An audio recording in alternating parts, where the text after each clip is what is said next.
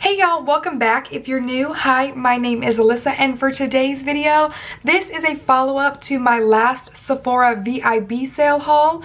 So if you have not seen that, it's been about a month. I will link it down in the description bar, and I will put a card up here for you guys. But essentially in that video, I obviously showed you everything that I purchased in the sale, and I did try some of the products out.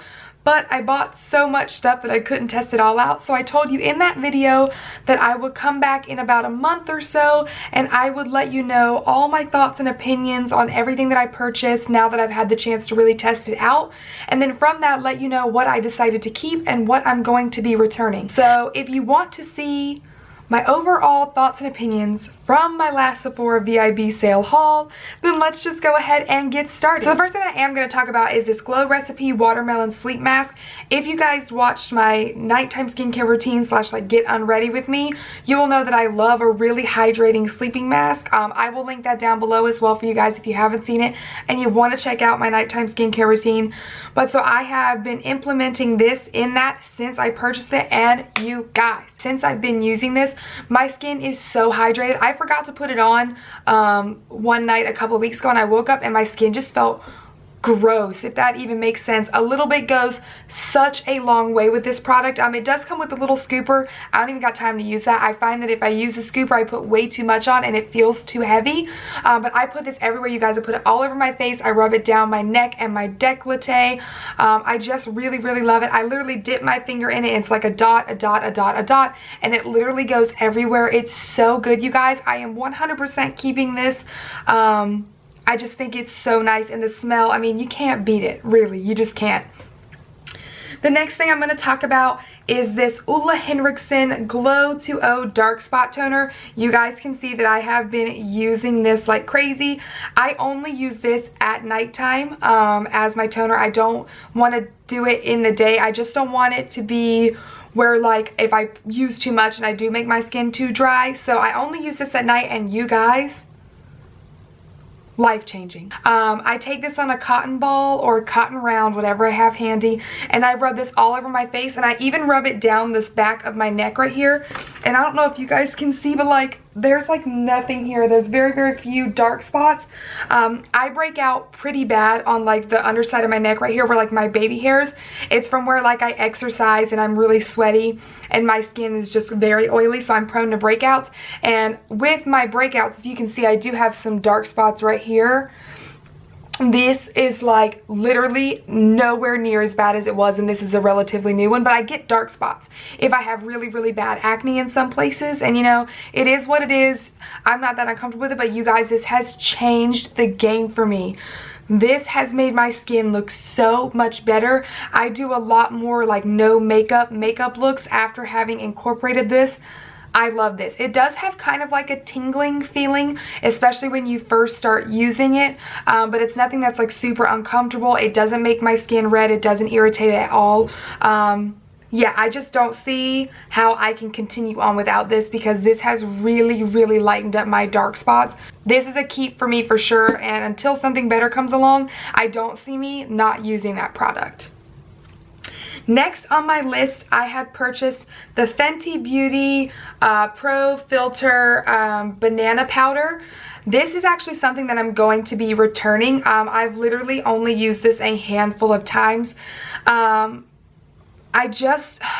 problem with it is it's a nice powder. It's beautifully milled. It's so fine, if you can see, like, I mean, look, it's so fine. It just kind of like blows dust everywhere. So my main problem with this is I don't like baking with it. I find that whenever I bake with it, it makes my face look so cakey. So cakey. It doesn't matter if I'm using all Fenty products. It doesn't matter if I'm using Fenty foundation and Tarte concealer. It doesn't matter what combination of products I was using. This just does not look good baked under my eyes, and you guys know that I really enjoy baking just pretty much primarily under the eyes to kind of, and like around my nose, to keep my skin from getting super oily throughout the day. And I can't do it with this. It doesn't matter if I bake with a sponge, if I just try and lightly pack it on with a brush. I don't like the way, and it may be the color powder. I did get banana, which is why I primarily use it under my eyes. I don't try and put this all over the face. It's not bad with a light dusting, but for me, I need a little bit more heavy duty on the powder. And because I love my Laura Mercier, I found myself reaching for that 10 times over from this, so I just don't feel like this is worth me keeping. You guys know I love the Fenty line. I love the primer, the foundation. I love some of her highlighters. You guys, they're some of my favorite products. This just wasn't it for me, and while it is nice, like I can use it a little bit, it's just not enough for me to keep it. Like I said, if I really can't lock down my makeup, it's really just not helping. Next, another powder that I did purchase in that is the Sephora Micro Smooth Powder. I really enjoy this, you guys. I don't use it a ton because I don't set my whole face, but I really like it. I watched a lot of videos where Alyssa Ashley uses this because she's the one that turned me on to buy it. I do really like it if I feel like my bronzer got too low or anything. It really just kind of helps melt everything together and not have harsh lines. If I do have a foundation or I feel like it's going to be super hot and I do kind of want to set my whole face, I will use this because it's more tinted, and it just kind of blurs everything and makes the foundation look really nice on my skin. The next thing I'm going to talk about is this Cover FX Power Play Foundation. Now again, my shade was N35. I like this a lot. I think my big draw to this is honestly the component. This little squeezy tube right here is everything. You know, I love pumps, but there's just something about the fact that like you just squeeze this on your hand and it really doesn't go anywhere. I do not know how that'll be when you really don't have a ton of product left in the jar, because you know, it's not like you can just like and then like you can't pull off anything on the top to like dig in there. You'd have to physically cut it, but I'll cross that bridge when I get there. I am going to be keeping this. I do like it. It's not my favorite foundation by far.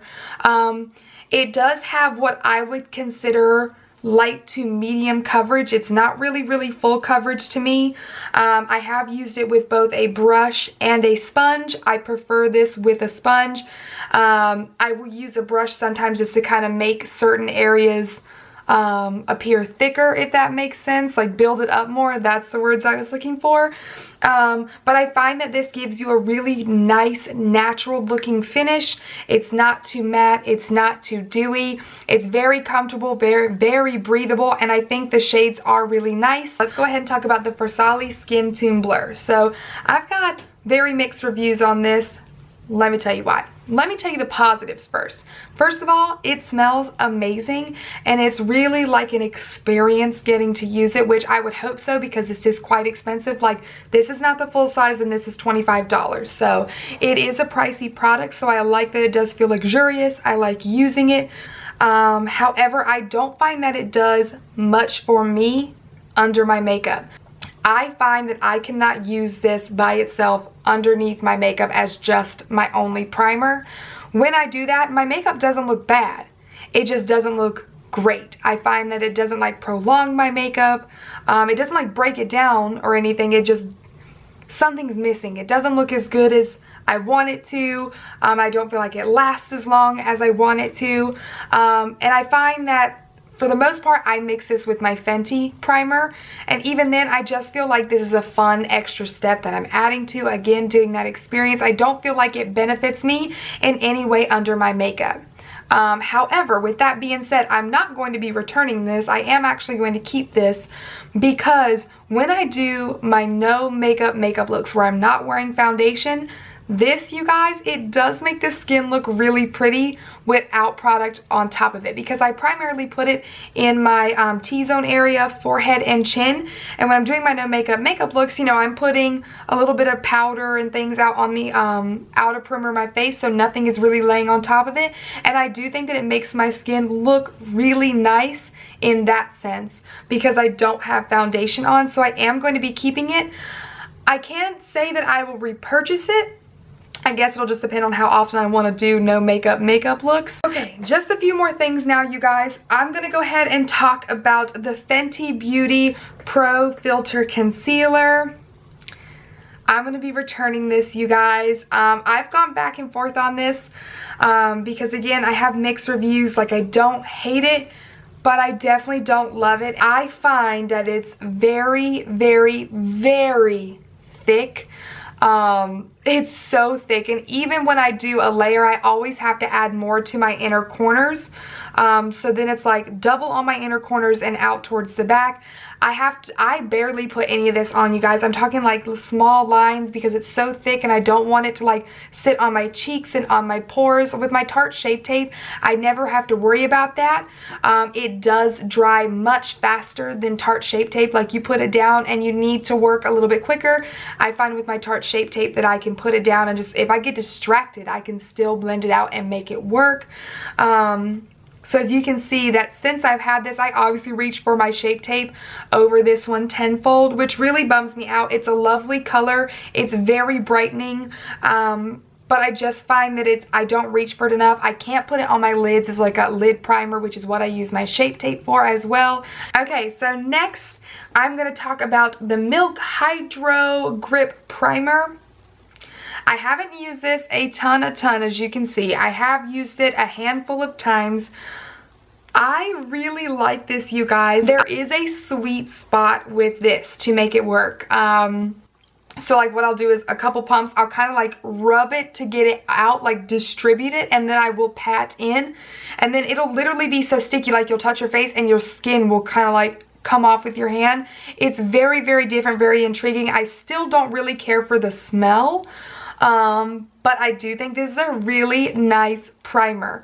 It's not my top favorite. My Fenty still kind of wins out for me, and I have never used this in conjunction with another primer. I may try that out to see if I can get kind of the benefits from like the Fenty kind of filling my pores more and this really making the makeup stick. I will say that the foundation on top of this, all the foundations I've used on top of this, look beautiful. It definitely does adhere. It lasts quite a long time. I can't say that like my foundations like outperform with this primer based on any other primer, but I do feel like they do last a while. This does help control my oils a decent amount of time. So I'm still working with it, but I am definitely keeping this. I think this is a primer that has the potential to be something super great for me. We are down to the last product now, you guys. So we're wrapping it up. The last thing I'm going to talk about is the IT Cosmetics Your Skin But Better CC Oil Free Matte Full Coverage Cream. I am wearing this right now. I am in the shade medium. I'm going to be returning this, you guys, which I am really bummed about because I thought this was going to be amazing. Color looks beautiful. My skin, I'm sorry, like probably not looking at you, but looking at me, I think my skin looks really nice. But I find that with this, it says it's full coverage, and I believe it's full coverage only if you use a brush. Now, I get that a beauty blender does kind of like take some of the coverage away, but typically I can really build something up even if I use a beauty blender. So I only agree with this full coverage claim when I use a brush. However, when you try and get this to be full coverage, you guys, it is thick. It is so thick. The day I used this for the first time with a brush and put it all over, I thought the coverage was lovely, but I had to set my entire face, and like, you know, when you drag it down your neck a little bit, had to make sure I set that. I normally don't have to worry about setting my whole face the way I had to set it with this.